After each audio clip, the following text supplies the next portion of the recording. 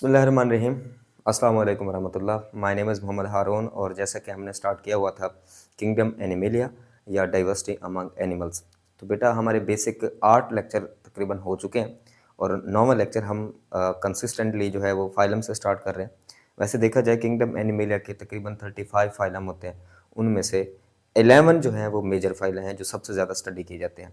11 में से 10 phyla invertebrate के हैं और एक फाइलम जो है वो खासतौर पे वर्टिब्रेट का है। ठीक है बेटा, तो स्टार्ट करते हैं। पहला फाइलम है फाइलम पोरीफेरा। पोरीफेरा को पोरीफेरा क्यों नाम दिया जाता है? पोरी मीन पोर और फिरा का मतलब होता है बेयर, क्योंकि इनके अंदर छोटे छोटे होल्स होते हैं, छोटे छोटे सुराख होते हैं, छोटे छोटे पोर्स मौजूद होते हैं, इसलिए इन्हें पोरीफेरा कहा जाता है। ठीक है बेटा, इनको कॉमनली स्पॉन्जेस के नाम से जाना जाता है। Most primitive multi cellular organism है, खासतौर पे एनिमल्स का ये प्रिमिटिव ग्रुप है जिसके अंदर मल्टी सेलुलरिटी हमें देखने को मिलती है, यानी इनके अंदर एक से ज़्यादा सेल मौजूद होते हैं। और माना जाता है कि जो शुरू के यूनिसेलुलर एनिमल्स थे जिनको हमने नाम प्रोटोजोन्स का दिया था, तो उन प्रोटोजोन से बेटा ये सबसे पहले क्या बने थे? पोरीफेरा के मेंबर्स बने थे। Multi cellular most primitive multi cellular organism है, तो ये आप लोगों ने ऑब्जेक्टिव के लिए भी इसको याद रखना है। They are diploblastic. डिप्लोब्लास्टिक हमने क्योंकि टर्म पहले डिस्कस की हुई है। डिप्लोब्लास्टिक वो एनिमल्स होते हैं जिनके अंदर 2 जर्म लेयर्स पाई जाती हैं। एक बेटा एक्टोडर्म है और इसके अलावा जो है सेकंड वन वो है एंडोडर्म। ठीक है, तो वो मेंबर्स, वो एनिमल्स जिनके अंदर एम्ब्रियोनिक स्टेज पे, गैस्ट्रुला स्टेज पर 2 जर्म लेयर्स बनती हैं, उनको हम कहते हैं डिप्लोब्लास्टिक। तो पोरीफेरा के मेंबर्स हो गए बेटा डिप्लोब्लास्टिक, और ये एसिमेट्रिकल है। ठीक है, मोस्टली एसिमेट्रिकल, यहां पर आपको ये वर्ड लगाना चाहिए, मोस्टली एसिमेट्रिकल। इनके अंदर कोई सिमिट्री हमें देखने को नहीं मिलती, इनकी बॉडी के अंदर कोई अरेंजमेंट हमें देखने को नहीं मिलती, कोई तरतीब नहीं होती, कोई बॉडी ऑर्गन की अरेंजमेंट हमें नजर नहीं आती, इसलिए हम कहते हैं ये एसिमेट्रिकल है। लेकिन हर चीज के अंदर एक्सेप्शन होती है, इसमें भी चंद एक्सेप्शन है। हमारे पास 3 ग्रुप ऐसे हैं, एक तो बेटा स्काइफा, ठीक है, और ल्यूकोसेलिना, और इसके अलावा जो है हमारे पास साइकॉन। ये 3 मेंबर्स ऐसे हैं जिनके अंदर हमें रेडियल सिमेट्री देखने को मिलती है। इनके अंदर बेटा याद रखना है और आप लोगों को ये रट जाना चाहिए कि मोस्टली स्पॉन्जेस के अंदर कोई सिमेट्री नहीं होती, लेकिन ये 3 मेंबर्स ऐसे हैं, स्काइफा, ल्यूकोसेलिना और इसके अलावा साइकॉन्स, जिनके अंदर हमें रेडियल सिमेट्री देखने को मिलती है। क्लियर हो गया? और स्टडी ऑफ पोरीफेरंस, ठीक है, स्टडी ऑफ स्पॉन्ज, स्पॉन्जेस का मुतालिया क्या कहलाता है बेटा? पैराजोलॉजी कहलाता है। क्लियर हो गया? नेक्स्ट वन हमारे पास टर्म है हैबिट एंड हैबिटेट, यानी हम उसकी जनरल कैरेक्टरिस्टिक को डिस्कस करने लगे हैं, और उसमें से आज हमने फर्स्ट वन जो हम पढ़ने लगे हैं वो है हैबिट और हैबिटेट। क्लियर? अब अगर हम हैबिटेट की बात करें तो जितने भी हमारे पास स्पॉन्जेस हैं they are aquatic, all are aquatic. Aquatic हैं यानी ये किस में रहते हैं? पानी के अंदर रहने वाले जानदार हैं। क्लियर? और उसमें से मोस्टली मैरीन, ज्यादातर ये किस में रहते हैं बेटा? समुद्रों में रहते हैं। ठीक है, रहते तो सारे पानी के अंदर है, एक्वेटिक है, लेकिन उनमें से मोस्टली क्या है बेटा? मैरीन है। सम आर फ्रेश वाटर, कुछ जो है वो दरियाओं में, नदी नालों में भी हमें स्पॉन्जेस के मेंबर देखने को मिलते हैं। अब उसमें एग्जांपल आएगी हमारे पास स्पॉन्जिला। स्पॉन्जिला ऐसे स्पॉन्जेस हैं जो कहां पर रहते हैं बेटा? फ्रेश वाटर, दरियाओं में, नदी नालों के अंदर हमें ये स्पॉन्ज नजर आती हैं।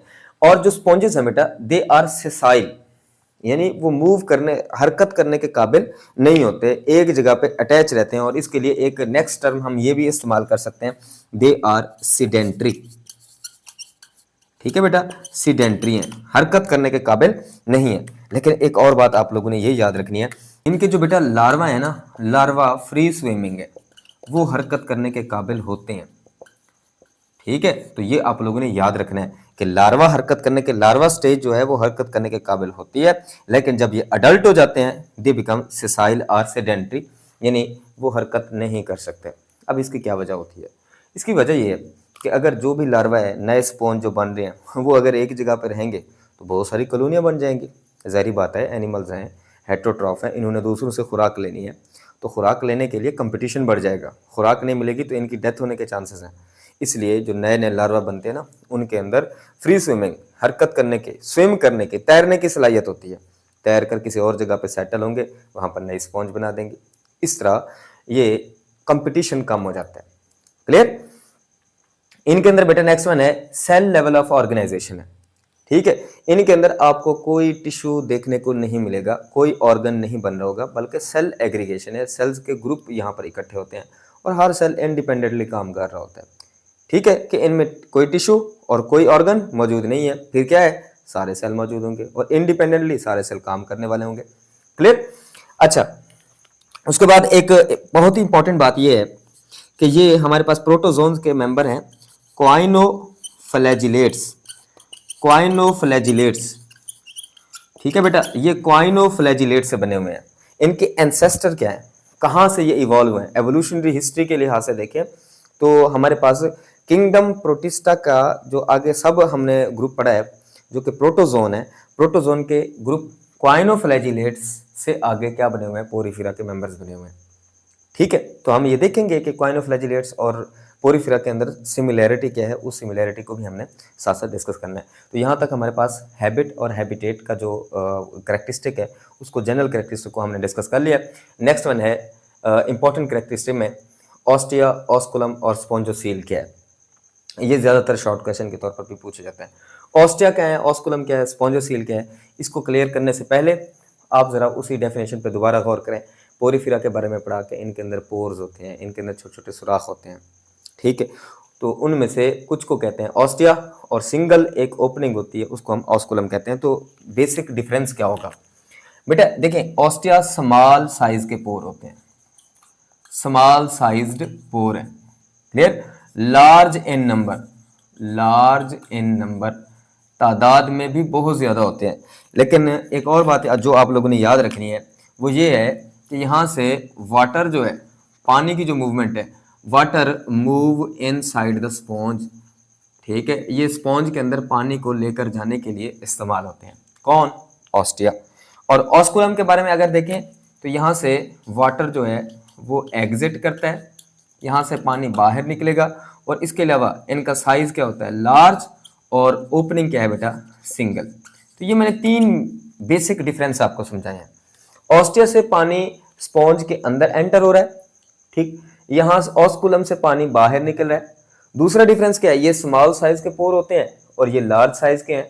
तीसरा डिफरेंस क्या है बेटा, लार्ज इन नंबर, ऑस्टिया तादाद में बहुत ज्यादा होते हैं और ऑस्कुलम सिंगल है, एक सिंगल ओपनिंग है। अगर इसी चीज को मैं यहाँ पर ड्रॉ करूं, मेरे पास एक स्पॉन्ज है, इस स्पॉन्ज के अंदर आपको बहुत सारे छोटे छोटे सुराख नजर आ रहे होंगे। ठीक है, तो ये जो पोर्स है ना, इन्हीं पोर्स को कहते हैं ऑस्टिया। ये ऑस्टिया, क्लियर? और ये जो ऊपर एक सिंगल ओपनिंग नजर आ रही है, एक बड़ा सा जो है होल, सुराख, अपर्चर नजर आ रहा है, इसको क्या कहते हैं बेटा, ऑस्कुलम कहते हैं। फिर मैंने क्या किया बेटा कि इसी स्पॉन्ज का क्रॉस सेक्शन लिया, क्रॉस सेक्शन लिया। ठीक है, क्रॉस सेक्शन है, ये आपके पास कोई स्पॉन्ज है, आप उसे ऐसे लॉन्गिट्यूडली कट करते हैं और फिर देखते हैं उसके 2 टुकड़े बन जाते हैं। हर हिस्से को हम ऐसे फ्रंट से देखते हैं। ठीक, तो ये स्पॉन्ज मुझे कुछ इस तरह नजर आएगी। तो आप यहाँ पर अगर गौर करें तो ये अपर्चर, ये होल नजर आ रहे हैं, इनको बेटा क्या कहते हैं, ऑस्टिया कहते हैं। और इनका साइज भी क्या होता है बेटा, कम होता है। क्लियर? और ये एक लार्ज ओपनिंग नजर आ रही है, जिसको क्या कहते हैं, ऑस्क्यूलम। ये ऑस्क्यूलम है। और अगर आप थोड़ा सा गौर करें तो ये सारी कैविटी आपको नजर आ रही है, इसी कैविटी का नाम है स्पॉन्जोसील। ठीक है, जिसे पैरासील भी कहा जाता है, पैरासील भी कहते हैं इसे, पैरागैस्ट्रिक कैविटी भी कहते हैं, पैरागैस्ट्रिक कैविटी। क्लियर बेटा? तो ऑस्टिया से होगा क्या, अब वाटर की मूवमेंट कैसे होती है, ऑस्टिया से पानी इनसाइड मूव करता है, किसके अंदर, स्पॉन्जेस के अंदर। फिर वाटर सारा यहाँ पर आएगा, इस कैविटी के अंदर भर जाएगा। इस कैविटी का नाम क्या था बेटा, स्पॉन्जोसील, स्पॉन्जोसील। और फिर उसके बाद जब मूवमेंट हो जाएगी वाटर के अंदर, कोई फूड पार्टिकल है, कोई खुराक का ज़रा है, उसको ट्रैप कर लिया जाएगा। कोई वेस्ट मटेरियल डालना है तो उसी मटेरियल को इसी पानी में फेंक दिया जाएगा। फिर ये वाटर लीव करता है यहाँ इस अपर्चर से, इस होल से, इसका नाम क्या है बेटा, ऑस्क्यूलम है। तो अक्सर मुझसे स्टूडेंट पूछते हैं कि ऐसा क्यों है सर, कि ऑस्कुलम से पानी बाहर निकल रहा है, ऑस्टिया से अंदर आ रहा है। हालांकि यहाँ ये भी तो होल ही है, इससे भी तो पानी भर सकता है और यहाँ साइडों से लीव कर जाए। उसकी वजह यह है यहाँ खास किस्म के फ्लैजिलेटेड सेल्स होते हैं जिनको कॉलर सेल कहा जाता है। उनके जो फ्लैजेला होते हैं ना बेटा, उन फ्लैजेला की जो मूवमेंट होती है, ये जो फ्लैजेला है ना, ये फ्लैजेला की जो मूवमेंट है ऐसे ऊपर की तरफ होती है, ऐसे। ये इन लेयर्स के अंदर खास किस्म के सेल्स होते हैं, फ्लैजिलेटेड सेल, कॉलर सेल्स होते हैं, और उनके सीलिया जो लगे हुए फ्लैजेला लगे हुए होते हैं, वो फ्लैजेला पानी को ऐसे पुश कर रहे होते हैं, ऐसे। तो यहाँ से ऐसे जब पुश करेंगे तो पानी यहाँ स्पीड से अंदर एंटर होगा और फिर उसके बाद अपवर्ड ऐसे पुश करते हैं, तो जिसकी वजह से ये वाटर जो है यहाँ से लीव करता है। ठीक है, प्रेशर बहुत ज़्यादा हाई होता है यहाँ पर। क्लियर हो गया? तो इसी वजह से ऑस्टिया से पानी एंटर क्यों करता है, क्योंकि फ्लैजेला की जो मूवमेंट है वो इस तरह होती है कि पानी इन अपर्चर से अंदर की तरफ जाएगा और फिर सारे सीलिया जो फ्लैजेला है, सॉरी सीलिया नहीं फ्लैजेला, सारे फ्लैजेला ऐसे मूव कर रहे हैं। ठीक है, और अंदर वाला जो पानी है उसको बाहर निकाल रहे हैं, और ये पानी कहाँ से निकलेगा, ऑस्कुलम से निकलेगा। इस यही वजह है ऑस्टिया से पानी एंटर होता है और ऑस्कुलम से बाहर निकलता है। ठीक है बेटा जी। तो नेक्स्ट पार्ट है हमारे पास मोस्ट इंपॉर्टेंट, जो वो है बॉडी वॉल, जो आज का हमारा जो आखिरी पार्ट होगा। अब बॉडी वॉल, अगर किसी स्पॉन्ज को कट किया जाए तो उसकी बॉडी के अंदर आपको कितनी लेयर्स नज़र आती हैं, तो हमें 2 लेयर्स नज़र आती हैं। जो आउटर लेयर होती है बेटा उसको कहते हैं पिनेकोडर्म, ये आउटर लेयर होती है। और ये कहाँ से बनी है, खास तौर पे हमने पढ़ा था ना कि डिप्लोब्लास्ट है कि इनके अंदर एक्टोडर्म भी है, एंडोडर्म भी है। तो एम्ब्रियोनिक स्टेज पर जो एक्टोडर्म है, वो एक्टोडर्म बेटा क्या बनाती है, आगे अडल्ट के अंदर उसे पिनेकोडर्म कहते हैं। तो याद रखना, पिनेकोडर्म हम अडल्ट स्टेज पे कहते हैं और एम्ब्रियोनिक स्टेज पर ये क्या थी बेटा, एक्टोडर्म थी। क्लियर? और ये आउटर मोस्ट लेयर है, सबसे बाहर वाली लेयर है, और ये सेलुलर लेयर है, इसमें सेल मौजूद है। वो जो सेल मौजूद है उनको पिनेकोसाइट्स कहते हैं। ठीक है, आउटर लेयर कहाँ से बनी है, एक्टोडर्म से बनी है, और उसमें मौजूद सेल्स को क्या कहते हैं, उनको पिनेकोसाइट्स कहा जाता है। इसके अलावा कुछ और सेल भी यहाँ पर मौजूद होते हैं जो कि आपके सिलेबस का हिस्सा नहीं है, उन्हें पोरोसाइट कहते हैं। तो आउटर लेयर में पोरोसाइट्स भी मौजूद होते हैं। ठीक है, ये जो हमारे पास पिनेकोसाइट्स हैं ये थोड़ा सा हमारे पास राउंड शेप के होते हैं, थोड़ा सा गोल शेप के होते हैं, और ये ओवल शेप के होते हैं। पोरोसाइट्स ओवल शेप के होते हैं, दोनों में ये बेसिक डिफरेंस हो गया। तो ये आउटर लेयर है। अगर आप इस डायग्राम में गौर करेंगे तो ये जो ब्लू शेड में आपको आउटर लेयर नजर आ रही है, इसी आउटर लेयर का नाम बेटा क्या है, पिनेकोडर्म। इसे पिनेकोडर्म कहते हैं। क्लियर जी? तो नेक्स्ट वन है हमारे पास, हमने ये भी तो देखा है ना कि इनके अंदर खास सेल होते हैं जिनको हम क्या कहते हैं बेटा, पिनेकोसाइट्स कहते हैं। तो उसी चीज को हम नेक्स्ट डायग्राम के अंदर देखेंगे कि पिनेकोडर्म के अंदर पिनेकोसाइट्स कैसे नजर आते हैं। सेकंड वन लेयर है क्वाइनोडर्म। ठीक है, और ये क्वाइनोडर्म कहाँ से बनी है, डिप्लोब्लास्टिक एनिमल है। एक्टोडर्म से पिनेकोडर्म बनी थी और एंडोडर्म से क्या बनेगी, क्वाइनोडर्म बनेगी। तो ये बनी है असल में एंडोडर्म से, जो एम्ब्रियोनिक स्टेज पर एक लेयर बनती है। ठीक हो गया बेटा? और ये है क्या, इनर लेयर है, अंदर की तरफ ये लेयर मौजूद है। इनके अंदर फ्लैजिलेटेड सेल्स मौजूद होते हैं और इन्हीं सेल्स को क्या कहते हैं, कॉलर सेल भी कहते हैं, कॉलर सेल्स। और इसके अलावा इनका दूसरा नाम जो है वो है क्वाइनोसाइट्स, क्वाइनोसाइट्स। और ये कैरेक्टरिस्टिक सेल्स हैं, यानी इन्हीं क्वाइनोसाइट्स की वजह से स्पॉन्जेस की पहचान होती है। ठीक है, स्पॉन्जेस के अंदर ये खास किस्म के सेल्स हैं जिनको कॉलर सेल या क्वाइनोसाइट कहते हैं, किसी और फाइलम के अंदर आपको नजर नहीं आएंगे, इसी वजह से हम कहते हैं ये कैरेक्टरिस्टिक ऑफ स्पॉन्ज है। क्लियर? तो एक कॉलर सेल या जो हमारे पास क्वाइनोसाइट है वो कैसे दिखता है बेटा, एक तो उसका पार्ट होता है बिल्कुल राउंड, उस है सिंगल सेल, लेकिन उसका कुछ हिस्सा राउंड होता है और उस राउंड हिस्से के अंदर न्यूक्लियस भी मौजूद है, साइटोप्लाज्म भी मौजूद है, और इसके अलावा डिफरेंट किस्म के ऑर्गेनेलीज भी वहां पर मौजूद होंगे। और उस सेल का जो दूसरा हिस्सा है वो कॉलर की तरह का है, जैसे हमारी नेक के अराउंड कॉलर मौजूद होता है, ये इन सेल्स के राउंड पार्ट के अराउंड एक कॉलर मौजूद है। ठीक हो गया? और उस कॉलर सेल से एक फ्लैजल जो है वो वहां से इवॉल्व होता है, निकल रहा होता है। ठीक है, तो चूंकि इनके अंदर कॉलर मौजूद है तो हम इसलिए इनको कॉलर सेल भी कहते हैं। क्लियर हो गया? ये एक स्ट्रक्चर थी क्वाइनोसाइट की। अब क्वाइनोसाइट का फंक्शन क्या है, क्वाइनोसाइट का फंक्शन है फूड इंजेशन, के खुराक को इंजेस्ट करना, और सेक्रीशन ऑफ मीजोहाइल, मीजोहाइल है क्या? ये दरमियान में पिनेकोडर्म और क्वाइनोडर्म के दरमियान में जेली लाइक लेयर होती है, नॉन सेलुलर है, इसमें कोई सेल मौजूद नहीं होता। इस लेयर को बनाने का काम भी कौन करते हैं? यही लेयर जो है क्वाइनोडर्म, ये आगे एक फर्दर दूसरी लेयर भी बनाती है जिसको हम क्या कहते हैं? मीजोहाइल कहते हैं। और तीसरा है डिफ्रेंशिएशन ऑफ सेक्स सेल्स, यहाँ गैमीट्स बनाने के लिए भी यही क्वाइनोडर्म के कुछ सेल्स जो हैं वो स्पेसिफाई होते हैं। थर्ड वन लेयर है मीजोहाइल। अब मीजोहाइल है क्या? मीजोहाइल एक नॉन सेलुलर लेयर है, यानी इस लेयर के अंदर कोई सेल मौजूद नहीं है, जेल लाइक लेयर है, जेल लाइक लेयर है, प्रेजेंट बिटवीन पिनेकोडर्म एंड क्वाइनोडर्म। इन दो लेयर्स के दरमियान में एक जेल की तरह की लेयर मौजूद है जिसे हम क्या कहते हैं? ये मीजोहाइल कहते हैं। और इसमें कुछ सेल भी मौजूद होते हैं। ये बड़ी अजीब बात है, यहाँ मैंने कहा है नॉन सेलर है, इधर मैं कह रहा हूँ कि इनके अंदर सेल मौजूद है।